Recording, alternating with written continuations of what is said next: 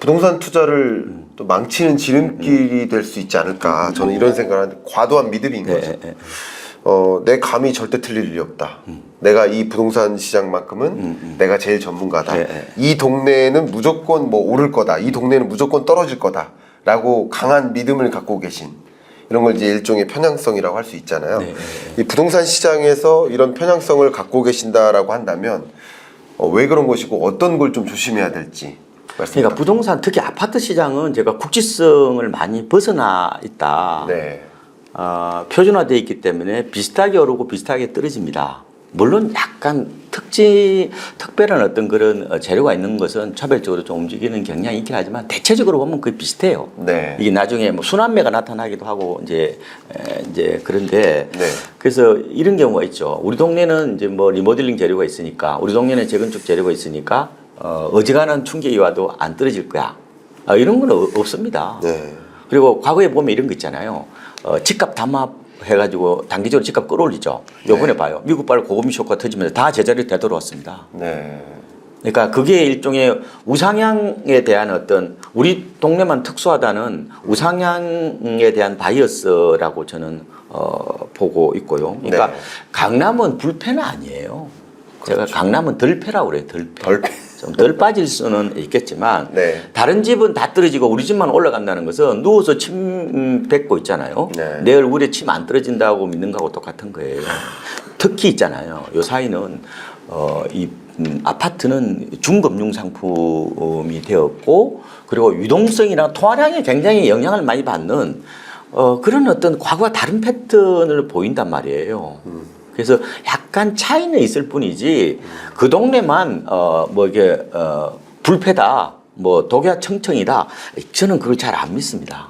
그렇군요. 네, 그래서 우리가 조금은 시야를 넓혀보는. 그래서 저는 뭐 거시 쪽이나 아니면 매크로한 전문가들 얘기 들어보는 것도 저는 좋다고 봐요. 왜 과거 특히 아파트 시장은 우리가 알고 있는 그런 일반적인 부동산의 고유성이 사라졌으니까요. 네.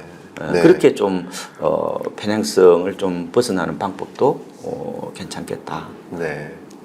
정말 이 부동산 시장의 흐름을 이해하는 데 있어서 심리의 중요성을 좀 캐치할 수 있었고 저도 그리고 이 심리적으로 부동산 시장을 좀 또 그 정말 오랜 동안 이제 부동산 시장 전문가 우리나라를 대표하는 전문가로서 활동해 오신 분께서 심리적으로 이 부동산 시장을 어떻게 또 진단할 수 있을지를 좀 가이드라인을 주신 것 같아서 저도 도움이 되는 그런 마음입니다. 네. 자, 그러면 이 부동산 심리 수업 이 책을 통해서 결과적으로 전달하고 싶은 메시지라고 할까요? 특히나 내 집 마련을 아직 못 하신 분들한테 좀 이렇게 조언해주고 싶다. 조언 한마디 해주신다면요. 저는 두 가지만 말씀을 짧게 네. 드릴게요. 첫 번째로는 평론가인지 실수요자인지 구분하라는 거예요. 네, 내가, 스스로 네. 나는 평론가이냐 실수요자냐 그걸 구분하라. 너무 담론에 깊게 빠지면요, 이거는 좀 착시들이 많이 나올 수 있습니다. 네. 지금 전국 아파트 가격은 겨우 이제 어떻게 보면 지금 바닥을 지나고 있지만 주택 가격으로 따져보면요, 아직 한참 남았어요. 그렇죠. 반등 올라면. 네. 당연히 주택 가격하고 어떻게 보면은 아파트 가격은 또 다른 거죠. 그렇죠. 그래서 이런 말씀을 드리는데 주택 경기 회복 시점하고 네. 내 집 마련 시기를 동일시하면 안 돼요. 가령 뭐 주택 경기 회복되려면 어느 정도예요? 거래량도 어느 정도 뭐 예년 수준으로 돌아와야 되고 미분양도 5만 건은 뚝 떨어져야 되고 그쪽 전세가율이 올라야 될 거 아니에요? 그다음에 이게 가계부채도 어떻게 보면은 좀 줄어야 되고 건전화돼야 되고 PF 문제도 어느 정도 해결돼야 되고 그때 만약에 그게 다 풀리면요, 그거는 내 집 마련 시기가 아니라 그거는요 주택 시장이 완전 정상화되는 거예요. 집은 쌀 때 사야 되죠. 불안기 때 사야 되죠. 저는 그게 약간 실수요자들이 헷갈리는 것 같아요. 마치 자기가 대학 박사학위 논문 쓴다고 생각해요. 그거보다는 항상 장바닥 시세에 근접한 지표를 보고 의사결정하시는 게 훨씬 낫습니다. 그래서 그걸 이제 세 개를 드리는데, 하나는 2층 가구 이상 대단지 랜드마크 아파트, 그게 이제 풍향 역할을 하거든요. 그 다음에 부동산원에 있는 이 아파트 실거래가 여기 벌써 전국은 2월, 서울은 1월부터 반등 왔다고 그랬잖아요. 네. 근데 표본 통계는 이거보다 4개월, 서울은 4개월, 수도권은 5개월 더 늦거든요. 싼 게 상반기에 싹 다 팔렸잖아요. 네. 그거하고 저희들 KB선도 50지수도 괜찮습니다. 네. 이게 시가총액 이제 50개를 모아놓은 이 지표가 거의 장바닥 시세거든요. 네. 그래서 통계 너무 평론가들이 하시는 통계는 시차가 너무 크기 때문에 그렇습니다. 뭐 그런 말씀 한 개. 네. 두 번째로는 저는 공포 비즈니스하고 극단론에 너무 휩쓸리지 마시라는 거예요. 그래서 너무 지금 어떻게 보면은 공포가 인간이 이제 민감하게 받아들이는데 이게 자본주의와 결합이 되면서 이 공포 비즈니스가 돼버렸어요. 아. 그래서 공포 비즈니스의 희생양이 되지 말라는 말씀을 드리고, 그다음에 극단론은 굉장히 이목을 끌기가 좋지요. 극단론. 네, 극단론은 단순 도식이에요. 소위 집값은 폭락한다, 집값은 폭등한다. 네. 이런 양쪽 극단론은 좀 피하라는 극단론은 어떻게 보면은 지적 엄밀성이 떨어지는 거란 말이에요. 네. 왜냐하면 시장은요 끊임없이 움직이는 유기체입니다. 네. 그래서 저는 그런 극단론하고 공포론에 좀 벗어나는 그런 게 필요할 것 같고, 지금 시장은요 광속 시대입니다. 그래서 지금은 단톡방이 아파트 시세를 결정하는 시대예요. 네. 시장은 저 300m 달아나고 있는데 나는 300m 뒤에 데이터를 가지고 지금 부동산 시장을 분석하면 안 돼요, 지금은. 그래서 마치 백미러 보고 운전하면 안 된단 말이에요. 지금은 포노 사피엔스 시대, 광속 시대이기 때문에 과거의 분석 방법으로 시장에 대응하면 좀 늦습니다.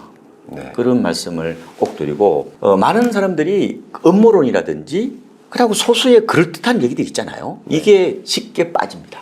네. 근데 그거에 대해서 합리적 의심을 해보라는 말씀을 꼭 드리고 싶은 거예요. 네. 의심은 필수고 믿음은 선택입니다. 네. 그래서 제가 네이트 실버의 신호와 소음이라는 책을 보다가 진짜 감명 깊은 그 문구가 있어서 네. 제가 이것만 말씀을 드리면서 부탁드립니다. 제가 끝낼게요. 내가 하는 예측이 일반론에서 벗어날수록 증거는 더 확고해야 된다는 거예요. 그렇죠. 저는 이걸 보고 강철 팩트라고 합니다. 네. 그래야 내가 옳다는 그거를 결론을 내릴 수가 있어요. 네. 그래서 자기가 한두 개 팩트를 가지고 너무 과신하면 안 돼요. 스스로 족쇄를 만드는 겁니다. 네. 이거를 자기 무리짓기라고도 하기도 하고 자기 굴레라고도 얘기해요. 지식인들이 가장 빠지기 쉬운 게 이른바 뭐 이 지식인의 저주라고도 하는데 자기 스스로 어떤 프레임을 만들어 놓고 거기에서 그걸 통해서 세상을 바라보는 거죠. 세상은 끊임없이 움직이는 어떻게 보면은 유기체가인데도 불구하고 그렇게 빠지는 경우가 있어서, 그래서 시장은요 일반적으로는 올바릅니다. 가끔 틀려요. 그래서 전문가들 얘기도 한 사람만 듣지 말고 중지를 모아야 된다고 말씀을 드리는 거고, 어쨌든 시장에 우리 지나가는 사람들한테 10사람한테 물어보는 게 거의 정답일 수 있단 말이에요. 왜? 그분들은 여러 가지 그런 편향이나 아니면은 뭐 담론이나 이데올로기를 가지지 않고 있는 그대로 바라보는 그런 지혜의 어떤 그런 사람일 수도 있거든요. 그래서 이해 당사자단 특히 묻지 마시고 네. 차라리 뭐 제주도 이모한테 묻든지, 어쨌든 제가 드리고 싶은 거는 담론에 빠지거나 혹은 한쪽 얘기만 계속하는 사람은 옆에 좀 안 가시는 게 좋습니다. 네. 그래서 시장은 오르락 내리락 하는 사이클이기 때문에 거기에 빠지면요, 글쎄 항상이 아마 신호보다는 아마 잡음이 많이 들려올 겁니다. 그런 네. 말씀 드리면서 저는 이거로 그런 말씀 좀 드리겠습니다. 네. 말씀 정말 감사하고요. 인상적인 그 문구들이 참 많이 있었습니다. 네. 참조하겠고요. 특히 말씀하시는 중에 가장 인상적이었던 문구 하나가 네. 광속의 시대. 이름하고 비슷하잖아요. 저 광석의 시대.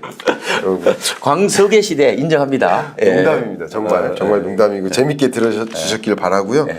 부동산 심리 수업으로 돌아온 박원갑 수석님의 부동산 시장에 대한 우리 판단의 근간이 될 만한 그 심리적인 이해, 그리고 부동산 시장 어떻게 바라봐야 될까, 그리고 편향성을 갖지 않고 어떻게 중지를 모아서 우리 스스로 가장 바람직한 의사결정을 내릴까 하는 여러 가지 여러분들이 갖고 계신 그 궁금증에 대해서 충분히 화답해드리는 그런 답변이 되셨지 않나 이런 생각해보고 오늘 마무리하도록 하겠습니다. 감사합니다. 네, 고맙습니다. 감사합니다. 네, 네.